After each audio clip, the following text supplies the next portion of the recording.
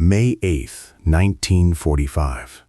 A Messerschmitt Me 262 sits on a runway at Lechfeld Air Base, Bavaria. The jet that terrorized Allied bomber crews for 18 months. The aircraft that flew 200 miles per hour faster than anything the Allies had. The fighter that changed aerial warfare forever. 3 American soldiers in coveralls are taking it apart, piece by piece. Every component labeled, every system photographed, every secret documented. By sunset, the Me 262 is in crates, headed for Wright Field, Ohio. Within 6 months, America will have jet fighters. Within 10 years, the entire world will. And it all starts here, with conquered technology and the men who figured out how to steal it. This is what really happened to Germany's jet fighters after World War II ended. The story they don't teach. The technology transfer that changed everything. April 29, 1945. 6 days before Germany surrenders. Colonel Harold Watson leads a team of American engineers into Bavaria. Their mission isn't combat, it's treasure hunting. But the treasure isn't gold, it's knowledge. Watson commands Operation Lusty. Lusty stands for Luftwaffe Secret Technology. The mission: capture German aircraft, engines, and engineers before the Soviets get them. The orders come directly from General Hap Arnold, commander of the Army Air Forces. Arnold knows what the Germans built. He wants it. All of it. Watson's team races against time and the Red Army. Bavaria is in the American zone, but agreements at Yalta mean some territory will transfer to Soviet control. Anything captured in those areas goes to Moscow. Watson has maybe 3 weeks to grab everything valuable and move it west. The Americans know where to look.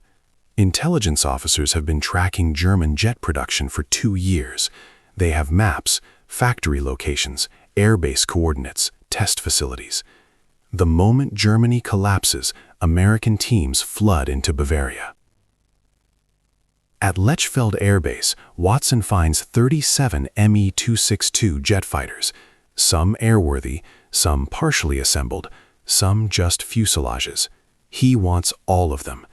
At nearby Munich-Riem airfield, there are 14 more. At Oberammergau, the Americans find Messerschmitt's flight test center. More jets, more engines, more documentation.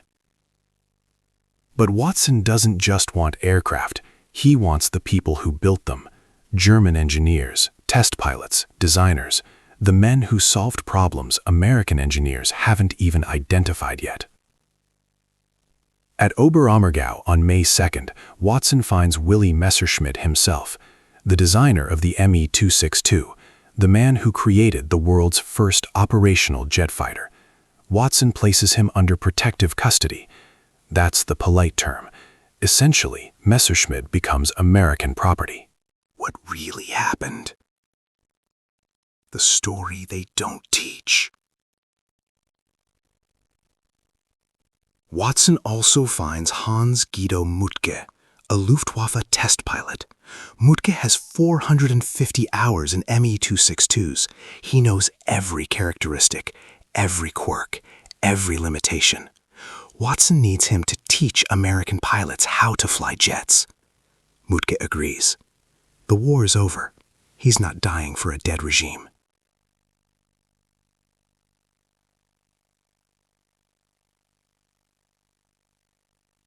By May 10, Watson's team has captured or documented 267 German aircraft.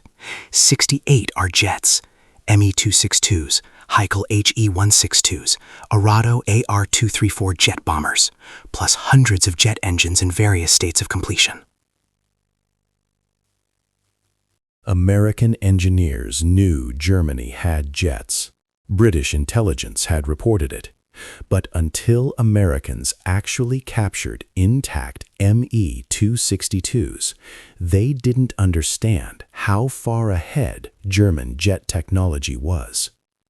The Junkers Jumo 004 engine that powered the 262 was revolutionary. It produced 1,980 pounds of thrust. The engine weighed just 1,850 pounds. The power-to-weight ratio was extraordinary. American engineers had nothing comparable. General Electric was developing America's first jet engine, the I-16, in 1945. It produced 1,600 pounds of thrust and weighed 850 pounds. Good performance, but it couldn't power a fighter, not enough thrust. The I-16 was designed for research aircraft. Germany had working jet fighters in combat, while America was still testing experimental engines. When Watson's team got intact Me-262s back to Wright Field in June 1945, American engineers took them apart, studied every component, measured every dimension, analyzed every design choice. What they found shocked them. The Germans had solved problems American engineers didn't know existed: turbine blade design, combustion chamber configuration, fuel control systems, cooling methods. The Me-262 represented a generation leap in aviation technology. But here's what scared Washington most. If Germany had deployed jets earlier, the Allied bombing campaign might have failed.